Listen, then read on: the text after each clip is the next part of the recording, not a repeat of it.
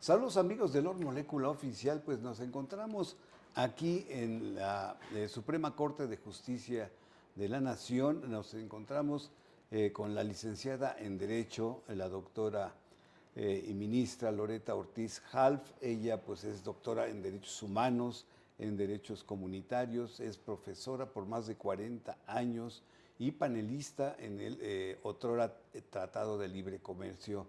Ministra, mil gracias por concedernos esta entrevista. Y bueno, pues yo quiero iniciar obsequiándole una taza de nuestro canal de Lord Muchísimas Molécula. gracias. Gracias. Es todo nuestro promocionales de Lord Padre. Molécula y con su respectiva calcomanía y su pluma. Muchas gracias, Carlos. No, gracias. Bueno, pues estamos a unas horas, ministra, de que arranque pues ya la veda electoral de pues de las próximas elecciones del domingo 1 de junio. Le pregunto a usted, esta jornada que se avecina, ¿cómo la describiría usted? ¿Qué calificación le pondría por parte del árbitro en todo este proceso? ¿Cree que fue un árbitro imparcial o fue un árbitro correcto o hubo alguna inclinación por parte del INE? En general, el actuar, obviamente, del actuar del INE es imparcial, a pesar de que impugne varias resoluciones, porque consideré y considero hasta el momento de que fueron limitados los derechos de los que de ambas partes, ¿no? De los votantes y de los votados, o sea, los electores tampoco garantizaron bien su derecho a la información, a tener acceso a, pues sí, se había señalado que se iba a tener un debate, no se dio, a tiempos de radio y televisión no se dio, la divulgación que se dio por parte del INE, pues fue escasa, fue poca, ya al final, a unas semanas, de que se diera que se va a dar la votación. Puedo indicar que una elección de por sí compleja, difícil, sí hacía falta que se capacitara con anticipación y que se diera a conocer la votación, porque es la elección que vamos a tener el 1 de junio, porque muchos todavía no saben que vamos a tener una elección, mucha gente. Sí, desgraciadamente.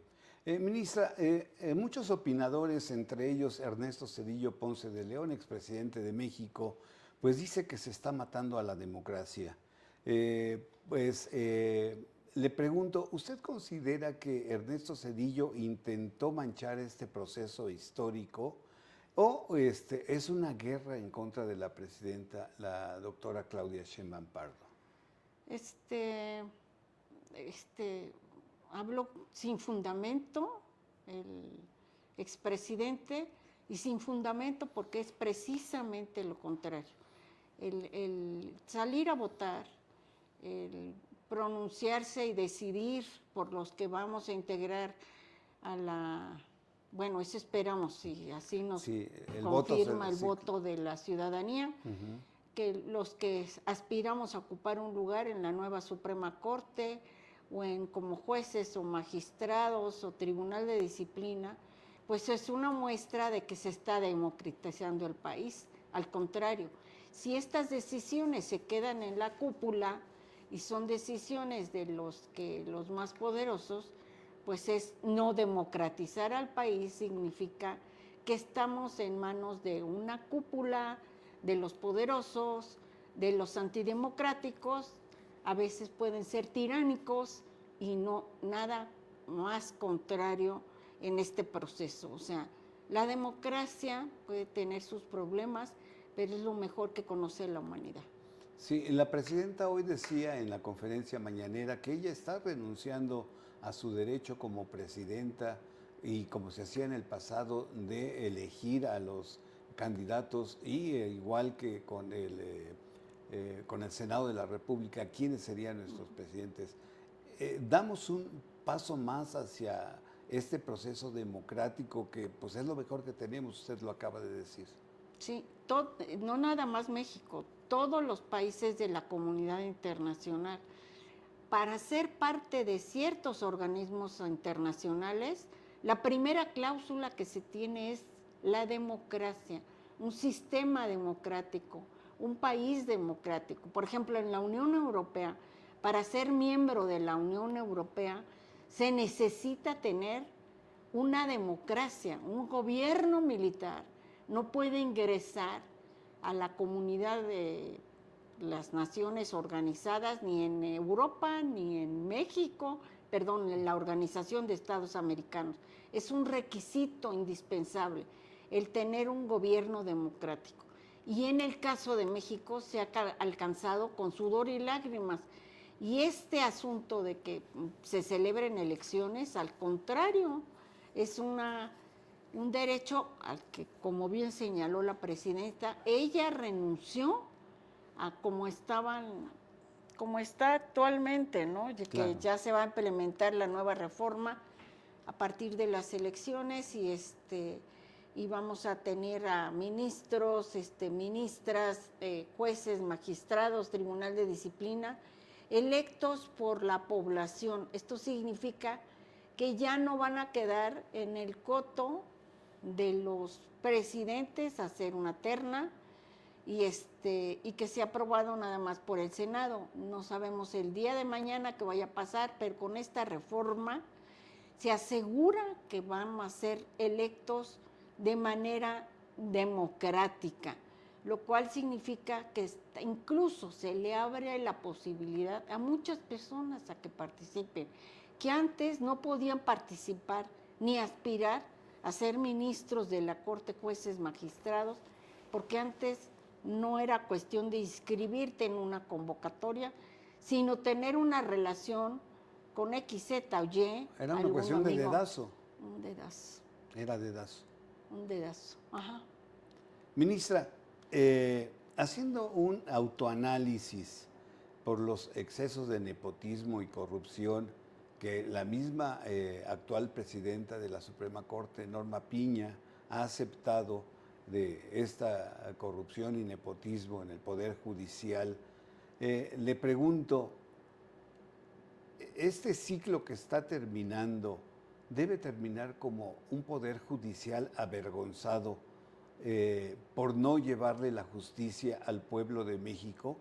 ¿O esta reforma al Poder Judicial es un capricho, como dicen, del expresidente Andrés Manuel López Obrador? O sea, de ninguna manera es un capricho del expresidente. Hay un informe de Naciones Unidas, el informe sobre el relator especial precisamente de impartición en justicia, que incluso su servidor escribió un libro que se llama Mitos y Realidades de un Informe. En ese libro, pues doy a conocer que desde hace 20 años las Naciones Unidas evaluó los distintos sistemas jurídicos y todos los errores, todas las fallas que se mencionan en ese informe son las que se atacan con la reforma. Es decir, no podíamos tener unidos al Consejo de la Judicatura con la Suprema Corte de Justicia. Esa es una relación que se presta para precisamente corrupción, nepotismo y varias de las fallas que teníamos y que seguiríamos teniendo de no haberse aprobado esta reforma. También la forma en que pasaban impunes varios actos de jueces, magistrados, que no eran responsables y que sí recibían pues no sé, había acoso sexual, violación, tráfico de influencias, ya se dijo nepotismo, o sea, todos estos ilícitos internacionales y pasaban impunes porque no hacía nada el Consejo de la Judicatura Federal. Ahora ya vamos a tener un tribunal de disciplina que va a resolver estos asuntos sin que queden impunes. Pues, ministra, le pregunto, ¿cuál es, examinando su conciencia y su corazón, cuál es la ideología que deberá de tener la mujer, no el hombre, porque es tiempo de mujeres, que lleve las riendas de la Suprema Corte de Justicia de la Nación, toda vez que pues la izquierda ha demostrado que gobierna bien además de la administración del expresidente López Obrador, con estos meses de gestión de la presidenta Claudia Sheinbaum Pardo, el país camina correctamente. La izquierda gobierna bien. Las riendas de la Suprema Corte de Justicia, ¿de qué ideología debe de ser? ¿Debe ser de izquierda? Bueno, más que de izquierda, es cierto, a partir del licenciado Andrés Manuel López Obrador, que fue el que nos dio la gran oportunidad fue el que empezó con el gobierno de la Ciudad de México en tener una efectiva paridad de género. O sea, mitad del gabinete eran mujeres, ¿no? Y no se tenían en los anteriores gobiernos. Luego,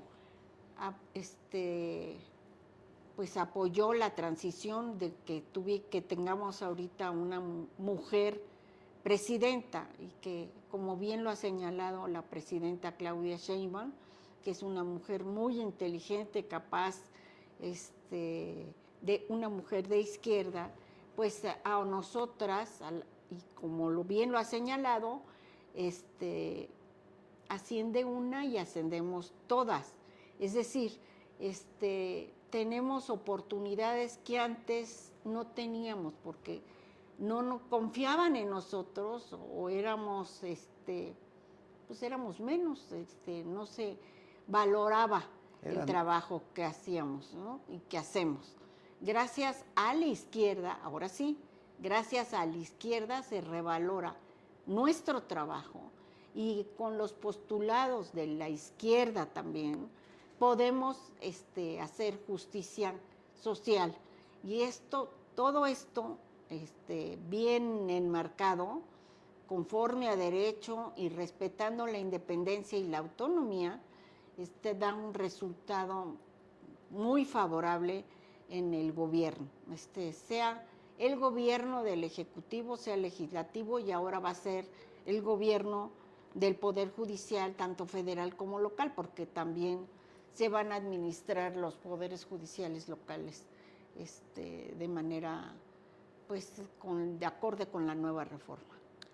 Ministra, regresando al tema académico, usted es la única diferencia de sus compañeras aspirantes, pues que tiene una amplia trayectoria académica. Con este perfil académico le pregunto a usted, ¿deben de cambiar las escuelas públicas y privadas de abogados y dejar a un lado el dinero y anteponer la impartición de justicia? ¿Considera usted que los jóvenes abogados que están saliendo están viendo que esta profesión es para hacerse ricos? A ver, ya lo comenté en una charla con el secretario de Educación, y también platiqué con la secretaria del CONACYT. Yo tengo una preocupación válida en relación a la carrera del abogado. O sea, hay una diferencia muy importante, y aquí es donde está la solución al tema. Lo vengo masticando, y es de las propuestas que traigo, que he traído en la campaña. Si la suerte me es favorable, yo quiero encaminar o promover reformas en el sentido de que se haga primero la profesión del abogado, que sea colegiada, que sea valorado también, que hagan su ejercicio, termine su estudio con un servicio social efectivo, porque la verdad es que no lo hacen. Les firma la carta a un amigo, un abogado, pues, amigo, familiar, etcétera, etcétera, y ellos no prestan, como los médicos, un año de servicio social, y que los mandan a distintas partes de la República. Y ahí es donde los doctores conforman su calidez humana, y donde se forman realmente desde el aspecto de la justicia social. En el caso de los abogados no tenemos eso. Entonces yo quiero un servicio social efectivo de las 480 horas, que lo presten como los doctores, es una carrera que es humanista, y que además los abogados presten, que ya se tengan que colegiar, que sea una colegiación obligatoria, pero además que presten pro bono 2 asuntos al año. No es muchísimo y es una colaboración que los abogados estamos obligados a prestar éticamente. 2 asuntos pro bono, que con los estudiantes de derecho, estos que van a ser en servicio social efectivo, demos asistencia jurídica gratuita a la mayoría de personas que no pueden pagar, que no tienen acceso ni siquiera a la Defensoría Pública porque no se da abasto, y que den asistencia jurídica gratuita a todos los que no pueden pagar un abogado para llevar su asunto. Entonces, de esta manera, coordinados, el grupo de estudiantes ya futuros abogados en su servicio social, con los abogados prestigiados que ya conocen, pues llevan los distintos asuntos en materia laboral, fiscal, mercantil, etcétera, que los van a llevar de manera gratuita como una aportación a la sociedad pro bono. Ellos van a asesorar a las personas para que tengan un efectivo acceso a la justicia. Pero para esto tenemos que cambiar la manera en que se imparte, pues sí, sobre todo de manera práctica con el efectivo ejercicio del servicio social y con la asesoría y ahora sí, la asesoría y esta participación de los abogados que van a aportar a México y a los mexicanos su tiempo asesorando en estos asuntos pro bono. Entonces yo creo que con eso cambiamos la mentalidad de los alumnos. La mentalidad de los alumnos y también que participen de manera activa, con una responsabilidad social efectiva, los abogados que están ejerciendo la profesión. Como alumnos llega uno a cometer muchos errores ya en la fase final de su titulación. ¿Admite usted como catedrática, como maestra, que se dio esa corrupción en la venta de títulos, en el plagio de tesis? Es algo generalizado que se dice en la sociedad que desgraciadamente en la Facultad de Abogacía así es. Por eso quiero cambiarlo con colegiación obligatoria, porque ahí les van a hacer una revisión académica. Sí. ¿Y no se va a permitir cachirules? No, no se van a permitir cachirules. Necesitamos la colegiación obligatoria. Bien, pasando a otro tema, ministra. Recientemente en redes se le vio a usted con el licenciado Andrés Manuel López Beltrán. Le pregunto, a unas horas ya de la veda y a unos días, a 4 días de las elecciones, ¿considera que le ayuda el impulso que le da el miembro de Morena, Andrés Manuel López Beltrán, y quien en sus redes también en una lista de quién él propondría, la pone en primer lugar a usted, dice que le daría su voto en primer lugar a usted? ¿Considera que le ayuda este tipo? A mí sí, a mí sí. ¿Por qué? Porque yo no niego, soy fundadora de Morena, constituí, o sea, tuve que ver con la constitución de Morena, tuve una relación muy estrecha, mi esposo, y en consecuencia su servidora con el expresidente, con Andrés Manuel López Obrador, porque mi esposo fue secretario de gobierno de Andrés Manuel, José Agustín Ortiz Enquete. Y para abonar en esta buena relación, el primer hijo del licenciado Andrés Manuel fue mi alumno en la Universidad Iberoamericana, y luego conocí a Andy también, entonces hay una buena relación.